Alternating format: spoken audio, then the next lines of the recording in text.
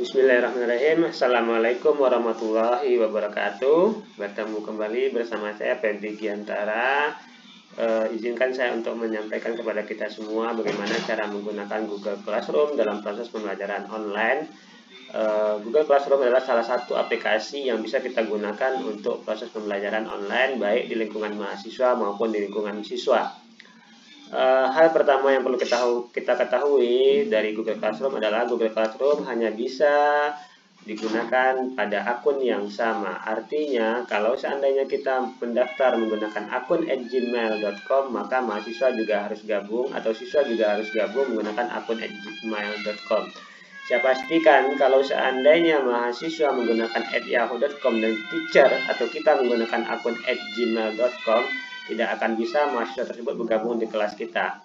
Kalau kita menggunakan akun @gmail, mahasiswa juga harus menggunakan akun @gmail. Kenapa saya menggunakan akun @gmail? Karena @gmail.com itu banyak digunakan oleh orang pada saat sekarang ini. Langkah pertama kita harus sign in atau login dulu menggunakan akun @gmail kita.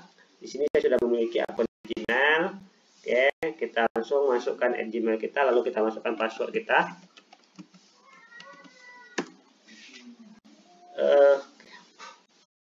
Setelah kita masukkan password kita bisa langsung mengklik aplikasi Google Classroom di sini, atau langsung saja kita cari Google Classroom, atau juga kita bisa mengklik di sini, ada pilihannya Google Classroom. Tinggal kita klik Google Classroom, otomatis akan langsung masuk ke dalam Google Classroom kita. Di sini saya sudah memiliki 3 kelas. Kelas ini adalah kelas yang saya gunakan dalam proses pembelajaran di Sekolah Tinggi Agama Islam Diniyah Pekanbaru. Kita bisa ketik Google Classroom atau tadi kita klik di sini. Nah, ini ada pilihan Google Classroom di bawah. Nah, ini ada pilihan Google Classroom. Bisa dengan searching atau menggunakan tanda panah ini. Nah, setelah kita masuk ke dalam Google Classroom, kalau kita belum memiliki kelas, maka ini masih kosong. Nah, bagaimana cara membuat kelas? Pertama, untuk teacher, kita membuat kelas adalah, yang harus kita perhatikan adalah klik tanda panah yang ada di kanan atas. Sekali lagi, klik tanda panah yang ada di kanan atas, lalu buat kelas. Buat kelas ini untuk teacher. Kalau untuk siswa atau mahasiswa, maka klik gabung kelas. Karena kita teacher, saya contohkan buat kelas. Lalu kita checklist.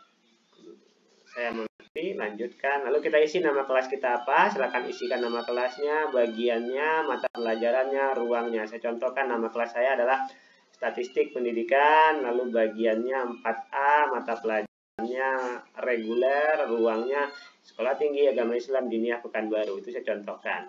Nah, kalau sudah kita buat, maka akan muncul seperti ini.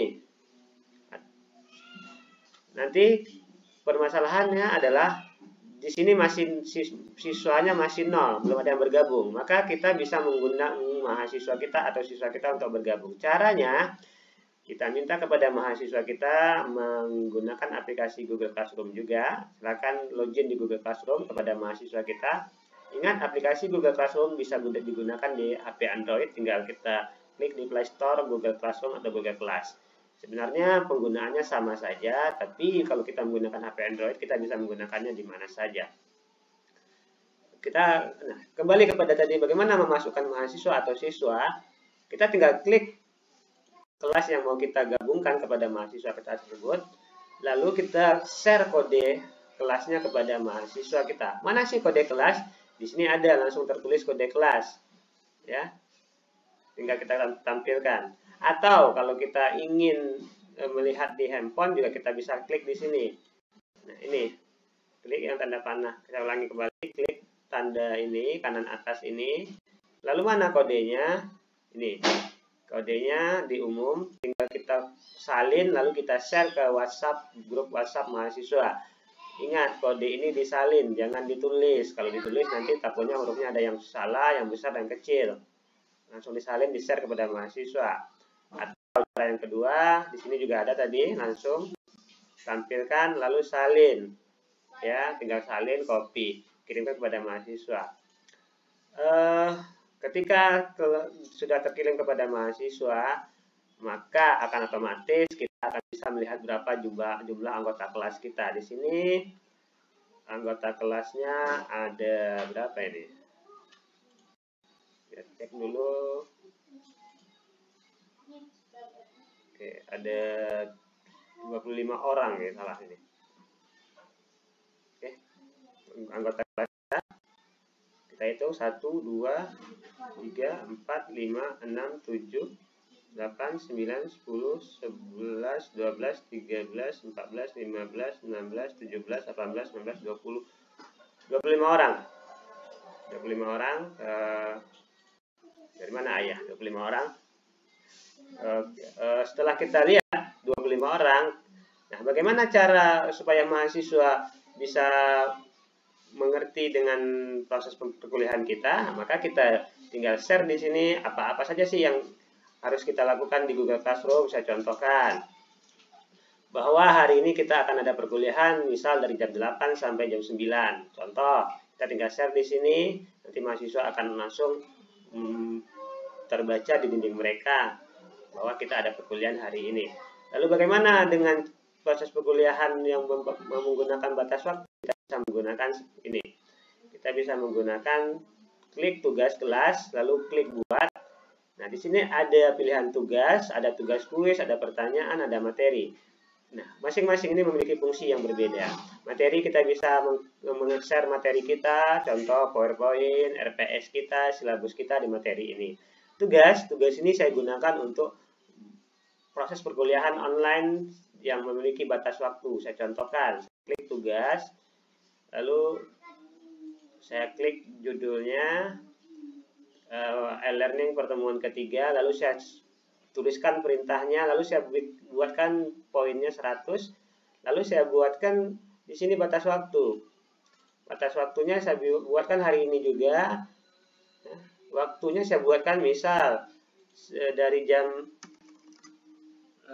sampai jam 18.00. Ini contoh misal. Artinya kalau mahasiswa tidak online sampai tidak mengirimkan tugas atau tidak online sampai jam 18.00, maka dia dianggap tidak hadir. Nah, saya contohkan. Ini e-learning kemarin saya buat sampai jam 10.15. Nah, ini 19 orang yang hadir yang saya nilai. Nilainya bisa kita lihat.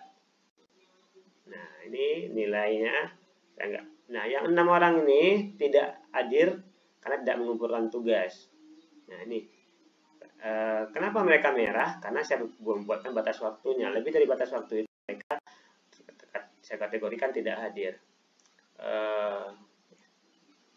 Itu yang ingin saya sampaikan, bahwa Google Classroom ini sebenarnya sangat mudah digunakan kalau seandainya kita mau terus belajar bagaimana membukanya, bagaimana membuatnya, lalu dan seterusnya. Sekian dari saya.